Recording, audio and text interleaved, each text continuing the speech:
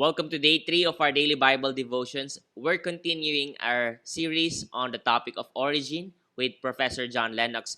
Today, he's going to talk about what is the cause of God's existence.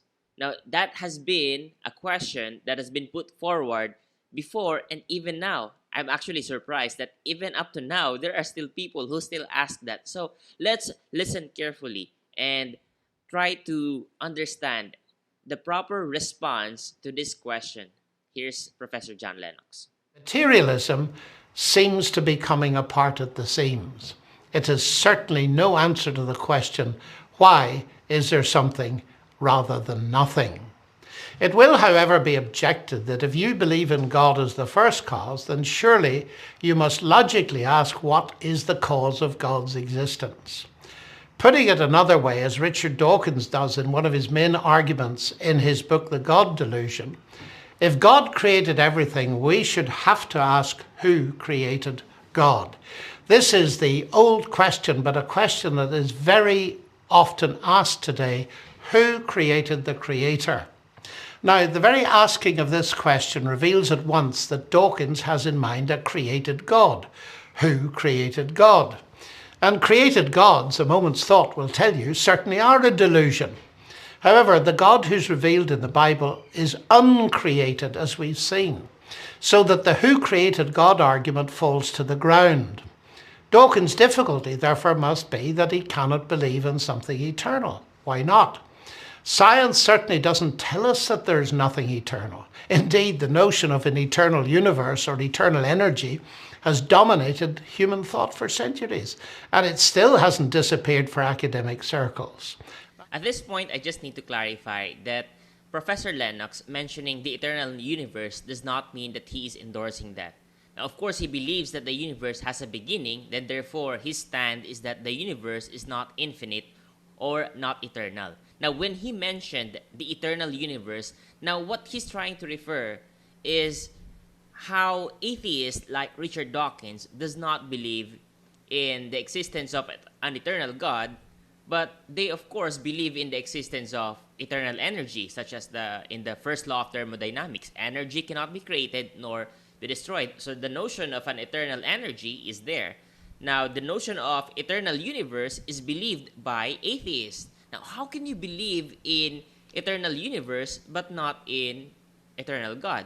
Now, if you're gonna believe in an eternal something, why not the other one? Why this one over the other one? Okay, universe is matter. Matter is physical. The universe can be seen, can be touched, can be felt. Yes, but the eternality of the universe is not yet proven. It's just a belief, a thinking. If you're gonna believe anyway, beyond facts, why not believe in this one and believe in an eternal God and not in the eternality of the universe? Or why not this and not this? At the end of the day, as Professor Lennox will point out, it's a matter of belief and conviction.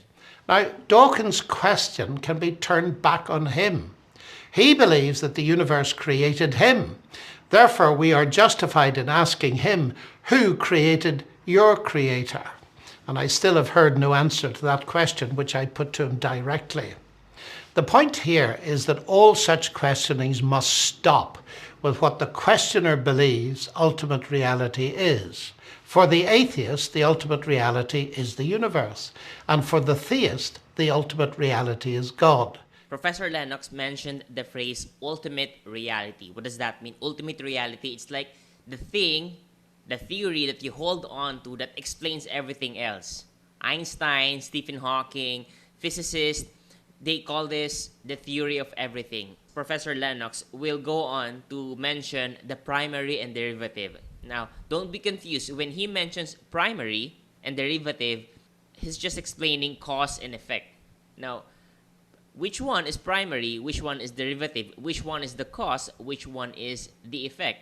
Now, he will mention things like God, universe, mind, matter. If you think about it, even philosophers of ancient times, they separate things into this: the physical and the metaphysical, or that means beyond physical. The things that you see, you can hold, you can touch. The things that are tangible, those are physical, like tables and chairs and television, computer. and all. What are the metaphysical things? Mind. Your mind is not your brain. Mind is metaphysical. Love, your emotions, they are metaphysical. Those are intangible things. Peace, hope, respect, unity, those things are metaphysical. We believe in them, we hold on to them, yet they're not tangible. They're metaphysical. What Professor Lennox will tell you in the next is, you can choose what you believe to be the cause and the effect. Now, some people, they believe that all the metaphysical things, they're just a derivative of the physical matter. Matter is primary, everything else is derivative. Protons, neutrons, atoms, molecules, they came first, and then mind and everything else, all those beliefs about love and peace and unity and respect, all those are derivatives. They're just effect. They come afterwards. Would it make more sense that intelligence came from mindless matters?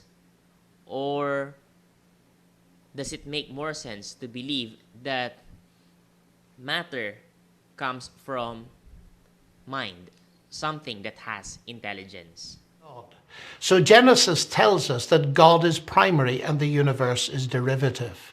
This worldview is the exact opposite of ancient polytheism and contemporary secularism, both of which assume that matter is primary and everything else, including mind, is derivative. It is, of course, for us to decide which worldview makes the most sense of the world as we find it.